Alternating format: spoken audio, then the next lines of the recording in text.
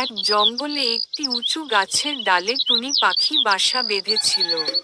সেই বাসায় তার 4টি সুন্দর ডিম ছিল।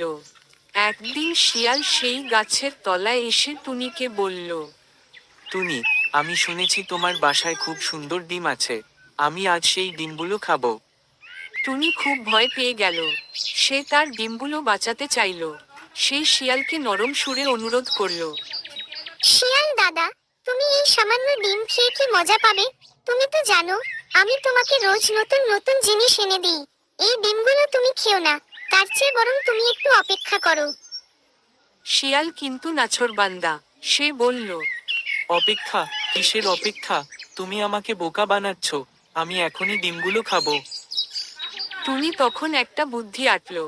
সে শিয়ালকে বলল, শিয়াল দাদা, তুমি যদি এই ডিমগুলো খাও তাহলে তোমার পেট খারাপ হয়ে যাবে। আমি তোমাকে এর চেয়েও ভালো জিনিস এনে দেব, যা খেলে তোমার শক্তি বাড়বে। শিয়াল লোভে পড়ে জিজ্ঞেস করল, কি সেই জিনিস? টুনি বলল, জঙ্গলের ওপারে একটা বড় পুকুর আছে। সেই পুকুরের ধারে স্বর্ণমুদ্রা আছে। তুমি যদি সেই মুদ্রাগুলো এনে দাও তাহলে আমি তোমাকে এমন একটা ফল এনে দেব যা তোমার জীবন বদলে দেবে।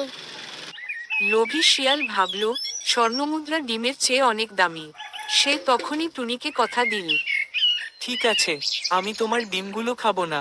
আমি এখনই স্বর্ণমুদ্রা খুঁজতে যাচ্ছি। শিয়াল সেই পুকুরের দিকে ছুটে গেল। কিন্তু সেখানে কোনো স্বর্ণমুদ্রা ছিল না। শিয়াল সারা দিন পুকুরের ধারে ধারে ঘুরে সন্ধ্যাবেলা হতাশ হয়ে ফিরে এল। শিয়াল ফিরে এসে দেখল, টুনি তার ডিম নিয়ে অনেক দূরে অন্য একটা গাছে উড়ে গেছে। শিয়াল রেগে চিৎকার করে বলল, টুনি, তুমি আমাকে ঠকিয়েছ। টুনি দূর থেকে হেসে উত্তর দিল, শিয়াল দাদা, তুমি তোমার লোভের কারণে আমার ডিম খেতে পারোনি, আর তুমি আমার বুদ্ধির কাছে হেরে গেছো। মনে রেখো, লোভ করলে ফল ভালো হয় না।